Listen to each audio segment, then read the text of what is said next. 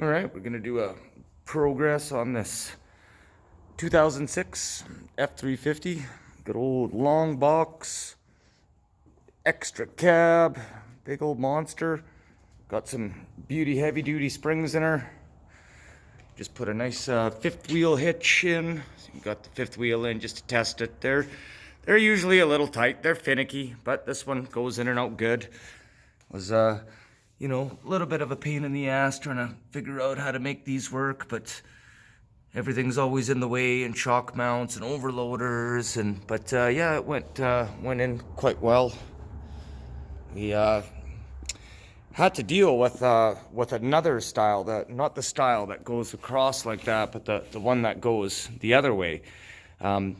This one had a wood box liner on it, so we pulled the wood box liner out. It's just a lot easier to do all your measurements and stuff like that. And there's a lot of muck and dirt, so we cleaned it all up nice. And they had cut the old ones off. You can see there's all those holes where it went this way, so the old bolts were kind of protruding, and we had a lot of issues actually getting it out because there was nothing to hang on to, and it being all rusted and extra plates and stuff like that, so still bolted onto the frame. So kind of see where there was one here and one there, and you know, one there. We ended up having to kind of modify one in the one of the old ones, but it worked out really good. It's in there solid. It ain't going nowhere.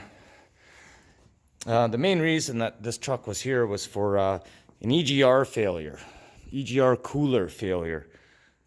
So basically what ended up happening there is an engine that we're building just kind of put some. So this is the cooler that came off of that truck, and you can see how it's all wet and dirty and everything like that. And basically what we do is we replace it just with this J tube here, right? So it goes up underneath the manifold and into the oil cooler. Now, the oil cooler, I'm kind of believing, is the concern. What this does is it kind of from the bottom, it uses the low pressure pump to fill this valley, right? See inside of here, which feeds the high pressure pump, which feeds the injectors. Now, when these coolers, not if, plug up full of, rust if they're sitting, or, the silicas that they put into the coolant, they'll plug up and they'll start to get hot, right? So the oil will start to get hot, the oil will start to burn, and the coolant will start to get hot in this area. And especially these Chinese ones, what'll happen is it'll just melt out all the solder, and the cooling fins will start getting loose, they'll shake, they'll fall apart, and it'll start pumping all the antifreeze in through the turbocharger. So, and this isn't the same turbo, we cleaned up the turbo, but all these little fins they should move nicely. They were all seized on there, so we lubricated those, cleaned it all up real well on the bench, took the turbo apart, got it all moving good, put it back together, and yeah, and then it worked out really good. So we still really want to do an oil cooler on this truck. It didn't seem to be making much heat, and I could see a lot of evidence when it was running. I could see like a little bit of overpressurizing there, right? It was starting to puke out. That oil cooler is way obviously buried down in this valley. It's kind of hard to see, but you can see that J tube in there, and it's all back together nice. And we moved around some wiring and stuff like that, put some battery hold downs on it, added a few extra bolts that were missing, took a bolt out of the intake, which was a little bit concerning. We found that inside of the one of the intake ports. Looked like it had been rolling around there for a while, but it seems to be running okay. So yeah, this one's doing good. I think it's with an oil cooler will be okay. It's not bad inside. It's a good work truck. That's really what these are. They're good heavy duty 1-tons. They'll do the work. But the 6-liter requires maintenance. One other thing I notice on this one, which is a little bit concerning, you'll have to pay attention to, is this oil dipstick. Like it wasn't, it was actually overfilled. I don't know if that was just mixing in it, but you know, like you really got to push that down. Like that's almost an extra inch that'll pop down. And being that these have such large capacity oil pans, you know, this one actually had about 3-4 extra liters in there. And I could see it kind of weeping out on the oil filter housing. Now that was another concern, and I think we had a bit of a miscommunication there. We did change the oil, obviously, but I really don't like, well, nobody really likes these tall caps. Like this is what came out of it, and this is what went into it. You know, so this is a cap and filter combination. Now, I don't know, it's hard to see on the camera here, but